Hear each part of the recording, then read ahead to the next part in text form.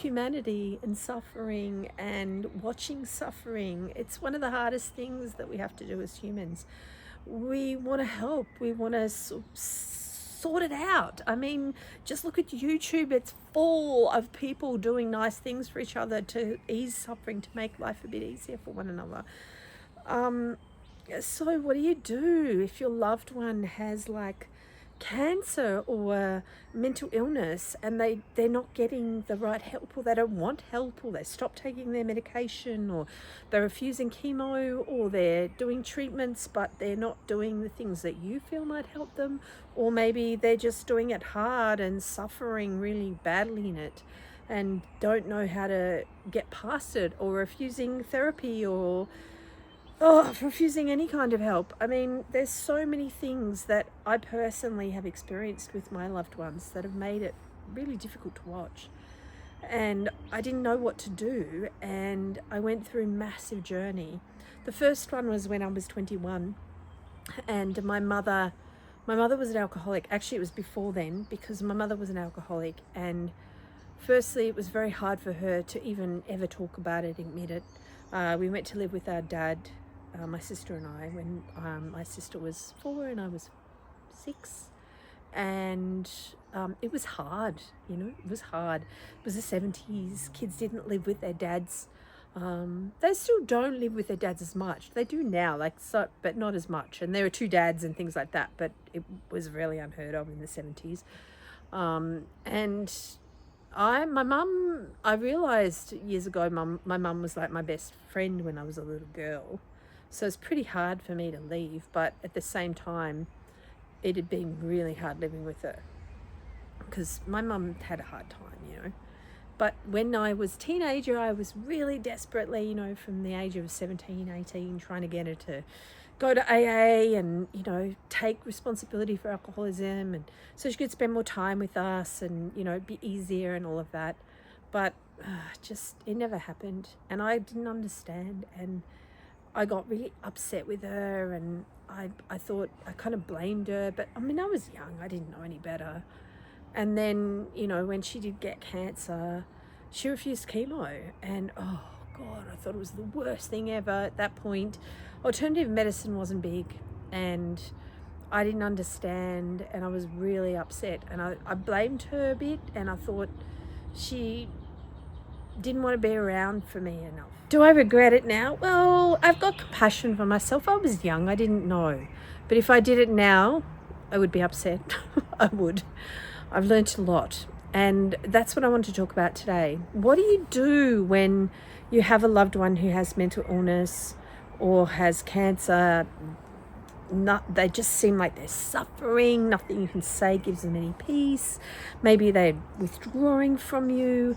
Maybe they are just like miserable. It's so difficult to deal with. So this is a really difficult topic and a sensitive topic, but I want to answer it because somebody asked me for this help, and this is what helped me. It's helped a lot of my clients, so I hope it helps you if you're watching this.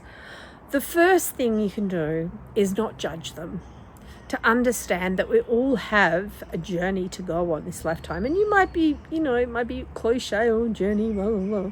But sometimes the journey is about suffering. Like, how much can I suffer this lifetime, only to find out on your deathbed that, really the most important thing was love, or something else. Like, I don't know. There's lots of things that can happen that change as people are departing, leaving, so that the journey of suffering is a real journey, just like the journey of alcoholism, which I learned years later after my mum passed away.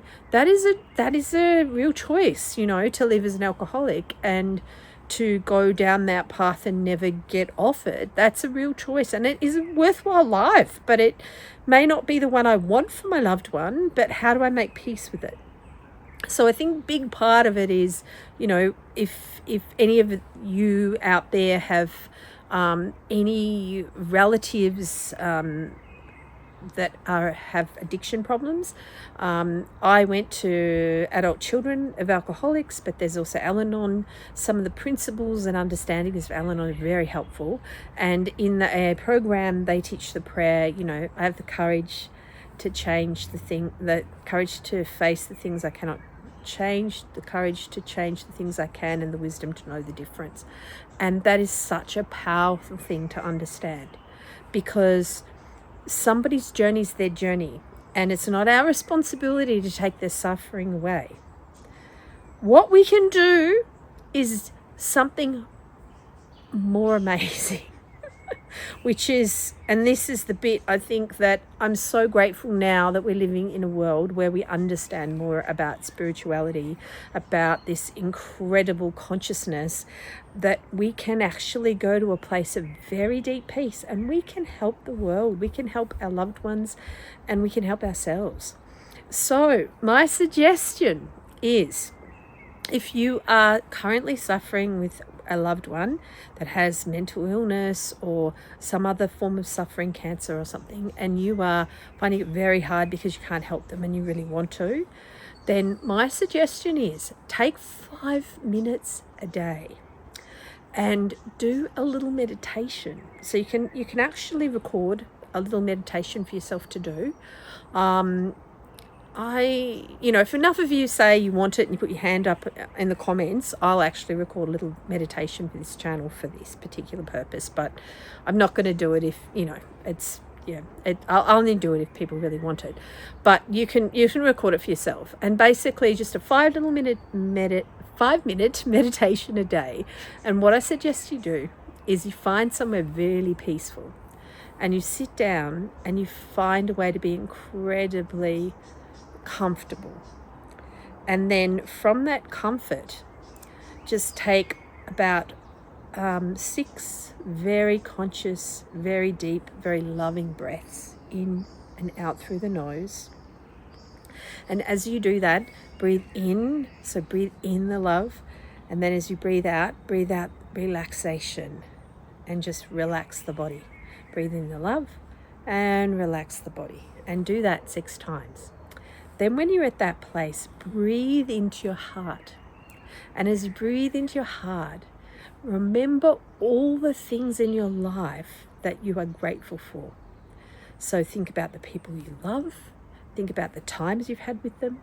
Think about your pets, your children, if you have children, loved ones, your partners, whoever it is, whatever it is. Maybe you're grateful for the sunshine, which I am. But really feel it. You don't want to think about all this. You feel it. Feel, what does it feel like? When was the last time you had something that made you feel fantastic? So go to the point of gratitude that's the strongest for you and feel the feeling of it. Feel it into your body. Breathe in and then feel it.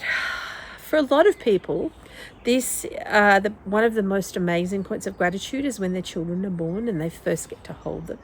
So it's that kind of, or you've got a new puppy, it's like, it's that feeling, that warm, fuzzy, gorgeous feeling. And bring that into your body and breathe and feel it, and breathe and feel it, and just fill your body with gratitude. Feel the light, the happiness, the glow, the positivity of the gratitude, and just feel it.